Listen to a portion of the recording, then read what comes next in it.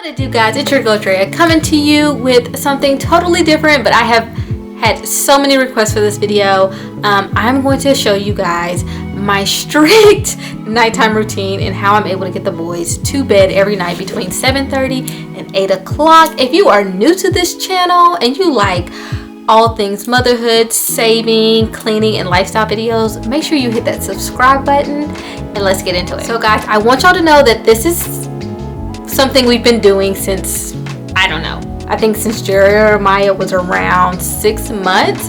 So these tips are things that have been ingrained in their head so much to where they struggle when we're not on a routine, when we're on vacation or we're in Texas or something like that. So this is something that takes time, it takes practice, and you have to be consistent. So if you want to try to get your kids to go to sleep early, do not expect crazy results within the first week.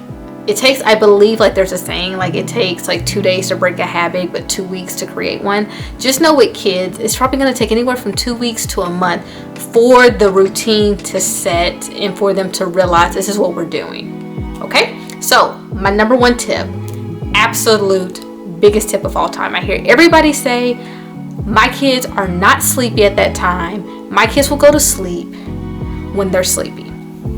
Wrong.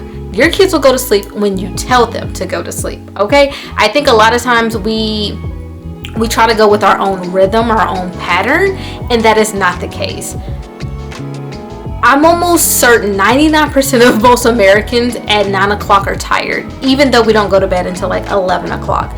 You're tired at 9 o'clock, you're exhausted by 10. The only reason why you stay up is because of social media, TV, Netflix, all these other distractions. And so just so you know, if you think your kid is not tired, I would challenge that thought. The first thing you need to do is cut down your screen time an hour before you send them to bed. And I get it, like some things, like on the weekends, we like watch a movie with popcorn, and then like at a certain time, I'm like, all right, brush your teeth, go to sleep. But for the, like Monday through Friday, you need to cut down screen time.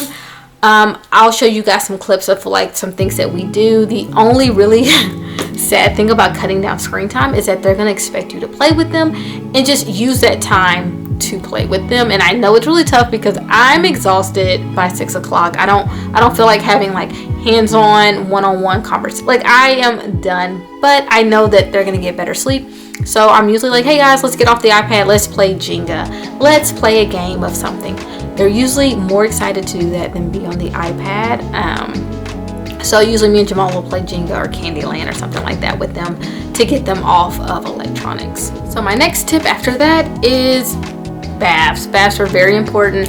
I know not everyone does a bath or a shower every night. What we do is we switch off. So it's every other. So like if they had a bath on Monday, Tuesday shower, Wednesday, like it goes back and forth, back and forth. And I only use soap that has lavender in it. I'll show a picture here of the soap we use. This is like the cheapest. It doesn't have the best quality of products in it, but it's affordable and it has lavender, and so far the kids have not had a reaction to it. But if you bathe your kids at night, it kind of soothes them, unless sometimes they do get a little wild in the bathtub. My kids do, but I usually use this. I usually give them a bath around 7 to where they're in there for about 15 minutes, especially showers are quicker. But if you have them, I mean, if you have them take a bath, you have them take a shower, that's them letting you know, or that's you letting them know, okay, we're easing into the night, like we're transitioning here.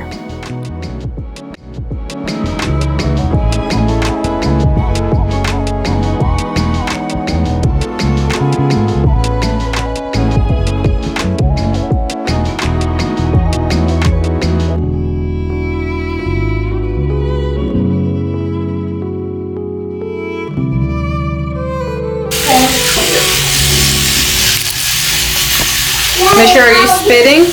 What? Are you spitting?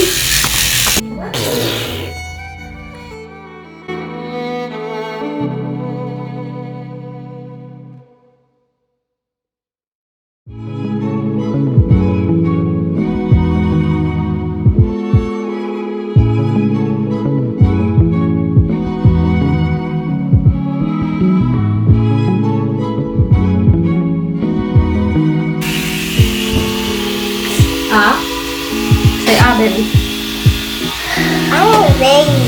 Okay, big boy.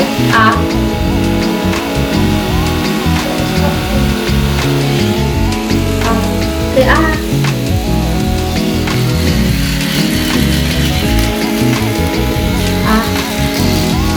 Okay, good job. Next tip. Y'all be thinking I'm playing, but if y'all don't get y'all some of these blackout curtains over here, these, I don't know what y'all be doing. So I've been having blackout curtains since they were born. I love blackout curtains. I like sleeping when it's pitch black. There's like research on it and all these things. But to be honest with you, like if you're gonna lay your kid down before the sun sets, it's really hard for them like mentally to be like, why am I in the bed? The sun is still outside. And depending on daylight savings and like where you are on the planet, like sometimes here the sun will still be out and it'll be 8 o'clock and I'm like, this is ridiculous. And so blackout curtains change everything. The moment you get blackout curtains, like it will be pitch black in their bedroom by 6, 5, whatever, as long as you got them, it's dark in there. And so if we don't have our blackout curtains, I remember one time they had fell down and something happened and like they were not going to sleep, like it wasn't happening for them. So get you some blackout curtains, make them think it's nighttime. Next, you need to make sure you're making nighttime routine fun. You got to have one thing in it that they love, and for my kids it's reading. I think reading is foundational. It's super important, and we've been reading a book to them every single night since I don't know when. However, I have 2 kids. I'm not reading 2 books a night. If you want to read more than 1 book, go for it, but your girl here, bare minimum on the book requirement, because if not, it will not stop. So for us, each child gets to pick a book back and forth. So if Jeremiah picked a book on Monday, Tuesday it's Rico's turn, and so they get so excited that they get to pick out a book. Also, if you haven't checked out my other videos on going to the library, so I let them go to the library free range. They let me know what books they like and we search for those books in the catalog. We get those books and we take them home. Well, we don't read them until nighttime. So they're usually really, really excited to read those books that they specifically picked out. And so this is a good time for them to be excited about bedtime. You don't want to make bedtime sad or depressing or like where they're screaming and they don't want to do it. They don't like to go to sleep. Like it's not like but when they know they get to pick a book out, it's all game in this house. And I have books all over the house, so they just run through the house looking for a certain book or a library book. And then sometimes Jeremiah, he'll get a book at school and he'll bring that book in, and I'll be like, okay, you can choose that book if you would like. And so making something fun at the end of the day is great, as well as reading a book. I mean, that right there is a great time to get some one-on-one reading, knowledge, bonding, all of those things. So try adding a book at night. One last tip that I totally forgot was this Google Home.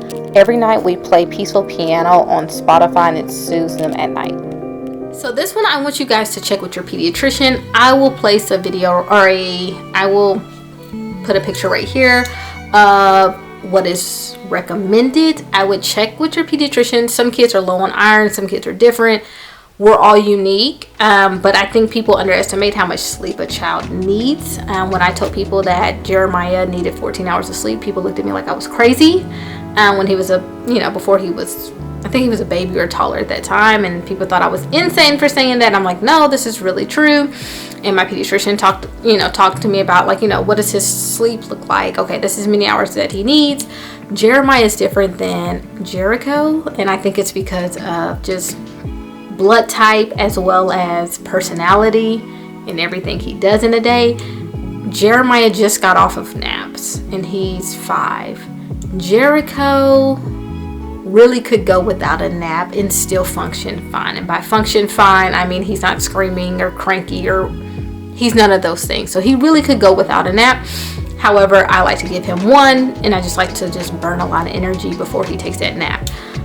Jeremiah needs the full amount of sleep. So I think you should cater it to your child and talk to your pediatrician about it. It also has a lot to do with iron levels. Me and Jamal are totally different. Jamal can function on 6 hours of sleep. Don't talk to me unless I've had a minimum of 8. I'm anywhere between 8 and 9 hours of sleep. Probably before I had kids, it was less than that. And I think the more kids I have, the more sleep I need. I take probably about 2 naps a week. So we're all different, but using this chart will actually help you see how much sleep your kid really needs. You also have to understand kids are learning at a rate that we cannot even comprehend. I mean, it's insane. You have kids that go to sleep one day and wake up, they're a totally different child. Like, that's how much they're growing and learning. So sleep is so important, guys. Like, I don't think nobody understands how important sleep is and how valuable good sleep is. So look at this chart, see where your kids are, and try to get them to that recommended hours of sleep.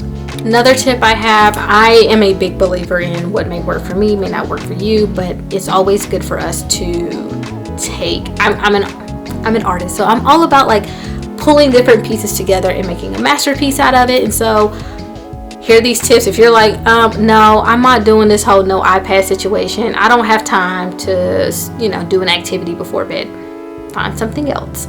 Not saying that this is one of those things where like you have to do this to get them to go to bed at this time. That's not the case. It's just what works for us. So make it unique, make it something that you and your family can enjoy, and it's not such a headache.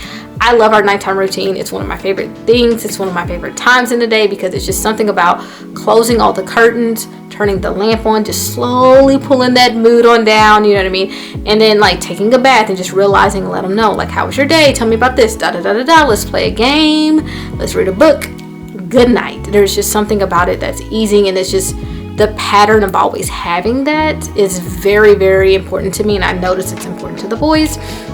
And so find something that works for you. Like, when you try different routines, just make note of what works and what doesn't work.